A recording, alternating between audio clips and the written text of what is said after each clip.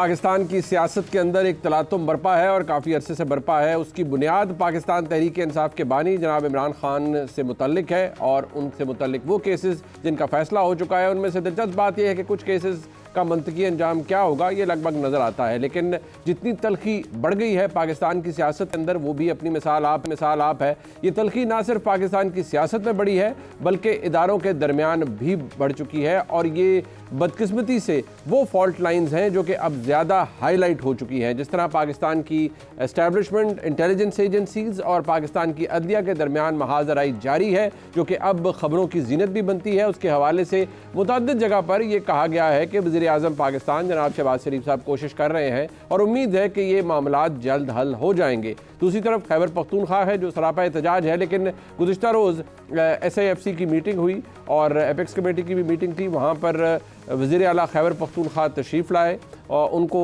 एक late invitation मिला, लेकिन बहरहाल मिला और उन्होंने शिरकत भी की। उस शिरकत के नतीजे में शायद पाकिस्तान की सियासत के अंदर माहौल बेहतर होता हुआ नज़र आ रहा है। वो इसलिए कि अगर आप देखें कि उस मीटिंग के बाद जिसमें अली अमीन गंडापुर साहब की प्लेजेंट्रीज एक्सचेंज हुई पाकिस्तान के आर्मी चीफ के साथ, 2 दफ़ा उन्होंने ख़ुद बताया, लेकिन शायद माहौल बदल रहा है या हम ज़्यादा ओवर एक्सपेक्ट कर रहे हैं। इस हवाले से आज के प्रोग्राम में बात होगी। 2 बातें हैं, क्या पाकिस्तान के वज़ीर आज़म अदलिया और पाकिस्तान की इस्टेब्लिशमेंट के दरमियान जो इस वक्त तलखी है उसको कम कर पाएंगे। दूसरा ये कि जिन मुज़ाकरात या जिन नेगोशिएशंस की बात अली अमीन गंडापुर कर रहे हैं जिसमें इमरान खान साहब की रिहाई टॉप प्रायोरिटी है, वो मुज़ाकरात किस लेवल पर हो रहे हैं, कौन कर रहा है, किससे कर रहा है, ये वो बात है जो कि पाकिस्तान के अवाम जानना चाहते हैं। और क्या इमरान खान साहब की रिहाई अदालती फ़ैसलों के नतीजे में होगी या इन मुज़ाकरात की कामयाबी के नतीजे में, ये भी बड़ा अहम सवाल है। अपने मेहमानों का तारुफ करवाते हैं। इस्लामाबाद से जनाब आमिर इलियास राना साहब किसी तारुफ के मोहताज नहीं, सीनियर सहाफ़ी हैं, बहुत शुक्रिया आमिर इलियास राना साहब आपका। जनाब अतर काज़मी साहब सीनियर सहाफ़ी हैं, किसी तारुफ के मोहताज नहीं, बहुत शुक्रिया अतर काज़मी साहब आपका। और माजिद निज़ामी साहब बेहतरीन तज्ज़िया करते हैं और अपनी जो महारत है पाकिस्तान के इंतखाबी मामलात के हवाले से भी बड़ी गहरी इनकी रिसर्च है, बहुत शुक्रिया निज़ामी साहब आपका भी। अब अगर मैं कल जो प्लेजेंट्रीज एक्सचेंज हुई हैं अता तारड़ साहब और अली अमीन गंडापुर साहब के दरमियान जो मीटिंग के बाद एक बड़ी खुशगवार किस्म की प्रेस टॉक थी, वो आप देखें तो आपका दिल भी बाग बाग हो जाएगा। क्या फरमाया उन्होंने, सुनिए। SAFC का इजलास बड़ी खुश इसलूबी से हुआ। चारों सूबों के वज़राए आला ने SAFC के हवाले से मुकम्मल एतमाद का इजहार किया और मेरे भाई अली अमीन गंडापुर जो मेरे साथ तशरीफ फरमा थे उन्होंने भी अपने सूबे के बिहाफ पे भी मुकम्मल यकीन दहानी कराई कि हम ताउन भी करेंगे। उनसे बड़े खुशगवार मूड में गपशप हुई। ऑब्वियसली 6 घंटे हम साथ बैठे थे और वैसे भी लाइटर टोन में भी 1-2 बातें हुई। तो मैं समझता हूँ ये खुशाइंद है। हम पोलिटिकल लोग हैं और पॉलिटिक्स में बातचीत रहनी चाहिए। खुशाइंद बात यह है कि आज की SAFC से एक इत्तेहाद का मैसेज गया है, यूनिटी का मैसेज गया है कि वफाक और इकाइयां एक पेज पर हैं। प्रेजेंटेशन हुई है रिगार्डिंग SAFC और जो उसमें तमाम जो सूबे हैं उनके हवाले से जो भी इनिशिएटिव वहाँ पे लिए जाएंगे उस पर आज जरा थोड़ा सा उन चीजों को बेहतर करके पेश किया गया कि आप उसके लिए नेक्स्ट स्टेप क्या है और ये अच्छी मीटिंग हुई है। ये इसलिए हैरान कुन है, बादियों नज़र में बड़ी आम गुफ्तगू है, अच्छी मुस्बत गुफ्तगू है, लेकिन ये इसलिए हमें अनयूजुअल लग रही है क्योंकि जितनी तलखी हमने विटनेस की है और आपने देखी है इस मुल्क के अंदर, वो इसलिए कि कुछ दिन पहले इतनी तलखी थी या माहौल इतना गर्म था कि जनाब अली अमीन गंडापुर साहब वफाक के ऊपर बाकायदा लानते भेजते हुए नजर आते थे। वो क्या फरमा रहे थे, जरा सुनिए। कश्मीर में एक दिन में आपकी हवा निकल गई है, अगर हम आ गए तुम्हारा क्या हाल होगा, सोचो।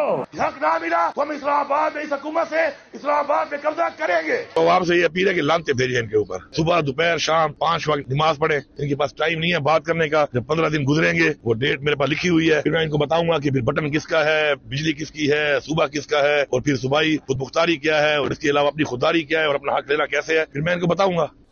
इमरान खान साहब की रिहाई हो पाएगी, हो रही है, किस प्लेटफॉर्म पर नेगोशिएशन हो रही है, ये गुफ्तगू ज़रा अली अमीन गंडापुर साहब की सुनिए। इसकी अहमियत अपनी जगह बहुत ज़्यादा है और फिर हम अपने मेहमानों के पास चलते हैं, लेकिन पहले गुफ्तगू सुन लीजिए। जहाँ तक खान साहब का मामला है वो हमारी प्रायोरिटी नंबर 1 है, हमने हमेशा कहा है वो हमारी प्रायोरिटी है। उसके लिए एक अलग बातचीत है जो शुरू है और वो हमारी एक बार उस लेवल पे शुरू है, लेकिन अभी चूंकि ये जो है स्पेसिफिकली एक प्रेजेंटेशन थी और एक मखसूस एजेंडे पे था, तो चूंकि इसके अंदर ये वाली बातचीत की कोई दुआ सलाम हुई है सर? हाँ जी बिल्कुल हुई है, 2 बार हुई है जी। जब मुझे वैसे ही मौका मिल रहा है बात करने का उस चीज का, तो मेरे ख्याल है मुझे ऐसी जगह पे बात करने की जरूरत नहीं है उनसे कि जो मौका भी ना हो और माहौल भी ना हो और लोग भी हों वहाँ पर। इंशाल्लाह एक बेहतर रिजल्ट आएंगे बहुत जल्द। मैंने कहा था आपको इंशाल्लाह कि मई और जून का जो महीना है इंशाल्लाह ये एक अच्छा महीना होगा और एक कुछ ना कुछ ऐसे डिसीजन आएंगे। अतर काज़मी साहब, इशू ये है कि पाकिस्तान तहरीक इंसाफ के लिए तो agenda number 1 is Imran Khan साहब की रिहाई। आमिर लासाना साहब कह रहे हैं कि ऐसी चीज़ हमें नज़र वाकई नहीं आता कि एक तरफ प्रेस कॉन्फ्रेंस है DGISPR की, फिर स्टेटमेंट है, फिर तहरीक इंसाफ की सेक्रेटेरिएट वाला मामला है, फिर रऊफ़ हसन साहब के ऊपर वो ख्वाजा सराओं वाला मामला है हमले का। तो किस फोरम पे बात हो रही होगी बहैसियत सहाफ़ी? आप क्या एनालाइज करते हैं?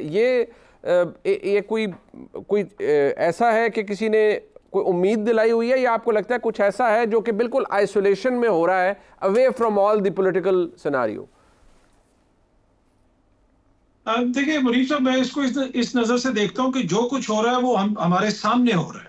वो सामने इस तरह हो रहा है कि आपको पता है कि 2 बड़ी सियासी जमातों की हुकूमत है। क्या ये इस मुल्क के अंदर इस्तेहकाम ला सकें? आपने ही अपने प्रोग्राम के शुरू में राना साहब की बात सुनवाई कि खान साहब रहम करें, वो इस मुल्क के अंदर भी बुरान जो है, सियासी बुरान भी है और वो सब उनकी वजह से है, वो इसके ऊपर बातचीत करें, हम बातचीत करने के लिए तैयार हैं। ये वो लोग हैं जो कहते थे कि इमरान खान का तो सियासी वजूद खत्म हो गया है, उसका तो सियासी वजूद हमें काबिल कबूल ही नहीं, वो तो खत्म शुदा है, उसकी सियासत का अब यहाँ पे कोई नाम नहीं लेगा, वो तारीख का हिस्सा बन गया है।